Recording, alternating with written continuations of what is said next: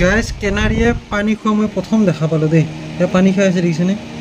তাৰমানে অলপ আগত খাই আছিলে, পানীখিনি শুকাই গ'ল বোলো, কিয় শুকাই গ'ল? খাই আছে এতিয়া, ইয়াতো খাই আছে। ইয়াত কেনেকৈ খাই আছে, কেনেকৈ খাই আছে চাওকচোন। প্ৰথম দেখা পালোঁ দেই কেৰেলোৱা, আমি কেনাৰী বুলি কওঁ। কেৰেলোৱা পানী খাইছে, ইয়ে চাই লওঁ মুখখন ওলাই আছে নেকি। অলপ ঘৰৰ পৰা ওলাই আহিলেও বহুত গৰম। আহি এয়া কাৰ্বি আংলং নগাঁও বৰ্ডাৰ পালোঁ। এইখন হৈছে এখন চাইনবোৰ্ড, আৰু এয়া হৈছে কাৰ্বি আংলং আৰু নগাঁৱৰ বৰ্ডাৰ। ইয়ে চেক গেট হয়, এইটো চেক গেট। এইটো চাইডে কাৰ্বি আংলং, সেইটো চাইডে নগাঁও। গতিকে ভাবিছোঁ এপাক ফুৰি আহোঁ।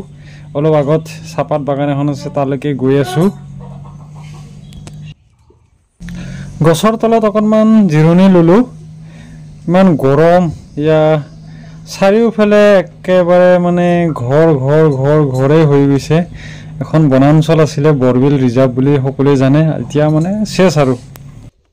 গাইজ কি ধুনীয়া শান্তিৰ ঠাই অলপ পালোঁ, কৈছোঁ নহয়, এনেকুৱা ভাল লাগিছে থাকি। ৰাস্তাটো ভাল, কি ধুনীয়া ঠাণ্ডা ঠাণ্ডা বতাহ। ইফালে এটা ফিচাৰী আছে, এইবিলাক চান আছে, আৰু ইফালে ঘৰ। গাইজ ফাইনেলি আহি পালোঁ ৰাজাগাঁও চাহপাত বাগান।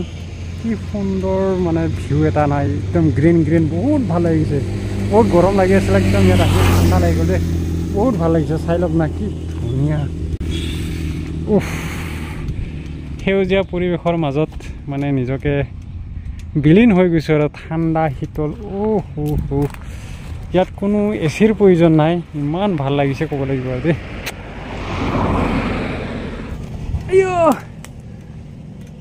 অকলে বহি আছোঁ, এয়া গছৰ ছাঁত, ঠাণ্ডা লাগি আছে। ইমান ধুনীয়া চিনেৰী দেখিছোঁ, চাহপাত বাগান দেখিছোঁ, ফটো উঠিব মন গৈছে। কিন্তু কি হ'ব, লগৰজন নাহিলে, অকলে আহিলোঁ। গোটেইকেইটা চেল্ফিৰ বাহিৰে একো নাই আৰু। কি হ'ব, কি ধুনীয়া লাগিছে, সঁচাকৈ দিল খোজ হৈ গৈছে দেই। ঘৰত বহুত মানে গৰমত থাকিব নোৱাৰা হৈ আছিলোঁ, ইয়াত আহি বহুত ভাল লাগি গৈছে। এইকেইদিন গৰম বন্ধৰ পৰা মানে ঘৰত থাকি বৰিং লাগি গৈছিলে, কিন্তু আজি সঁচাকৈ বহুত ভাল লাগিছে দেই। কি ধুনীয়া। মই আগতে শুনি আছিলোঁ ৰাজাগাঁও চাহপাত বাগান বুলি, সৰু বুলি ভাবি আছিলোঁ, কিন্তু বহুত ডাঙৰ দেখোন। বহুত ডাঙৰ। আৰু আগত গৈ থাকিম, ইফালে কামপুৰ যায়, এইখিনি নগাঁও ডিষ্ট্ৰিক্ট পৰে। আমাৰ ঘৰৰ পৰাতো চিধা কৰিলে বেছি দূৰ নহয়, কিন্তু মানে দলং নাই কাৰণে এপাক আমাৰ বৈঠালংছ টাউনদি ঘূৰি আহিলোঁ ইফালেদি।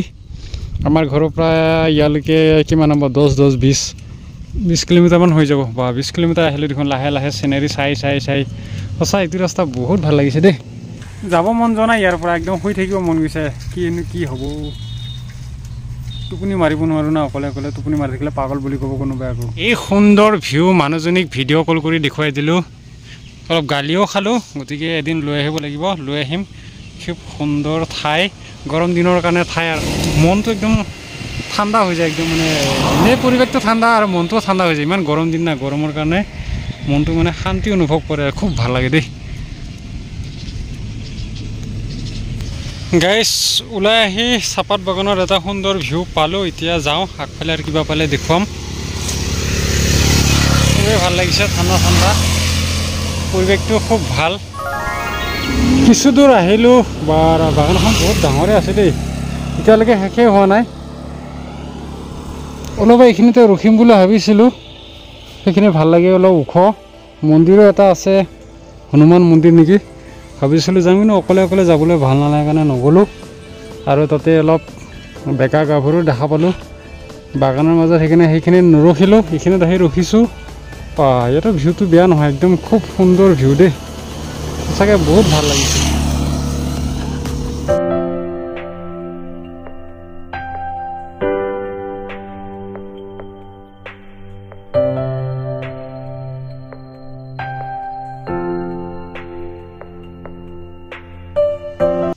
গাইজ লাজৰ কথা, হাগি আছোঁ। হঠাৎ আহি থাকোঁতে মানে এনেকুৱা পেট বিষাইছে, ভাবিছিলোঁ মানে কানি কাপোৰে যাব নেকি। পিছত কিছু দূৰ আগুৱাই গ'লোঁ, আগুৱাই গৈ জেগা বিচাৰিলোঁ, হাগিবলৈ জেগা নাপালোঁ। তাৰপিছত এখন পাহাৰৰ ওচৰত আহিলোঁ, ইয়াত গোটেই পাথৰ, ইয়াতে কোনোমতে কামটো কৰি আছোঁ বাপ্পা ঐ ৰক্ষা ভাবিছিলোঁ অৱস্থা নোহোৱা হ'ব নেকি এইফালে মানুহ আছে পাহাৰৰ ওপৰত নাজানো দেখা পাই যদি পাবৰ উপায় নাই হেল্ল' গাইছ এইখন মাধৱপাৰা পাহাৰ ইয়াত এটা থান আছে থানখনৰ নাম মাধৱ থান চ' আমি ইয়াৰ আগতে এই পাহাৰৰ ওপৰত গৈছিলোঁ তাৰ পৰা ভিউটো বহুত ভাল লাগে গোটেই পাহাৰখনে এনেকুৱা পাথৰৰ উঠি খুব ভাল লাগে কিন্তু গৰম দিনত বহুত বেছি গৰম হয় কিন্তু ওপৰত গ'লে গৰম নালাগে খুব বতাহ চলি থাকে ইয়াৰ আগতে আমি এদিন কভাৰ ভিডিঅ' শ্বুট কৰিবলৈ ওপৰত গৈছিলোঁ তাৰ ভিডিঅ' এটা আছে মোৰ চেনেলত চাব পাৰিব বহুত ধুনীয়া লাগিছে দেই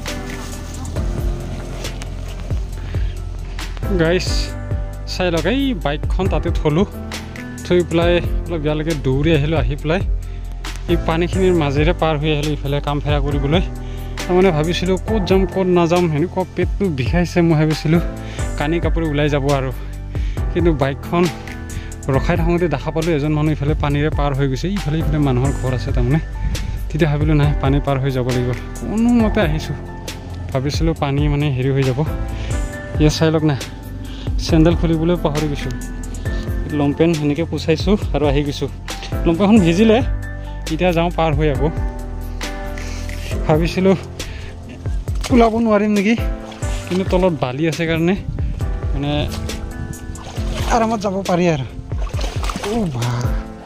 চানা ভৰি সোমাইছে চেণ্ডেল খোলা নাই কোনোবা আহিব পাগল বুলি আহিব এতিয়া মোক উপায় নাই কি কৰিম আৰু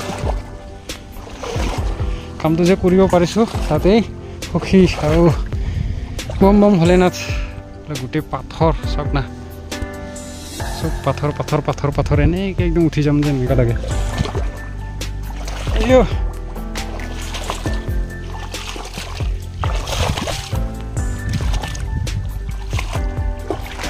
থানখন এইফালে আছে ভাবিছিলোঁ আপোনালোকক থানখন দেখুৱাই দিম কিন্তু দেখুৱাবলৈ নাযাওঁ আৰু বেয়া লাগি আছে লেতেৰা হৈ আছোঁ ইয়াৰ পৰাই সেৱা আৰু আপোনালোকে পাৰিলে আহিব খুব ভাল লাগে প্লেচটো খুব ধুনীয়া আৰু ঠাণ্ডা গৰম দিনত কিন্তু মানিছোঁ দেই বহুত ধুনীয়া ঠাণ্ডা এইটো ৰাস্তাৰ কাষতে আছে এইখন নদী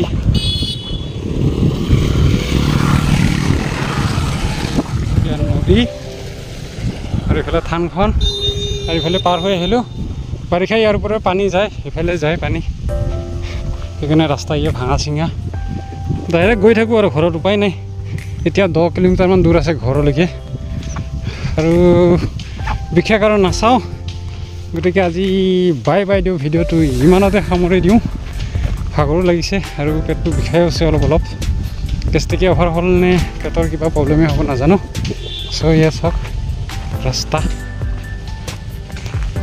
চাওক এয়া নদীয়ে সহায় ভাঙি পেলাব আৰু বেছি দিন নাযায় আৰু কেইদিনৰ পিছত গাড়ী পাৰ কৰিব নোৱাৰিব এতিয়া টোটেলি ভাঙি দিলে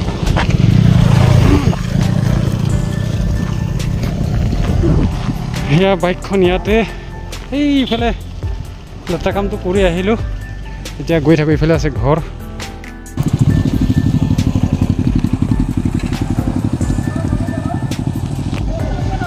আহি থাকোঁতে এটা ধুনীয়া ৱাটাৰ ক্ৰচিং পালোঁ ভাল লাগিছে মানে আগত নদী আছে যে পানী আহিলে এইফালে ওপৰেদি যাব পৰাকৈ দ কৰি ৰাখিছে খুব ধুনীয়া লাগিছে গাড়ী চাড়ী ধুবলৈ খুব ভাল হয় দাদাই ধুইয়ে আছে বাইক আহি আৰু এটা ৱাটাৰ ক্ৰচিং পালোঁ খুব ধুনীয়া এনেকুৱা আছে বুলি মই ভবাই নাছিলোঁ দেই লগৰজন অহা হয় খুব ভাল আছিলে মানে ৱাটাৰ ক্ৰচিংবিলাক বাইক পূৰা চলাই দেখুৱাব পাৰিলোঁহেঁতেন কিন্তু উপায় নাই আৰু লগৰজন নাহিল আৰু এদিন আহিম ৰ ধুনীয়াকৈ ভিডিঅ' বনাবলৈ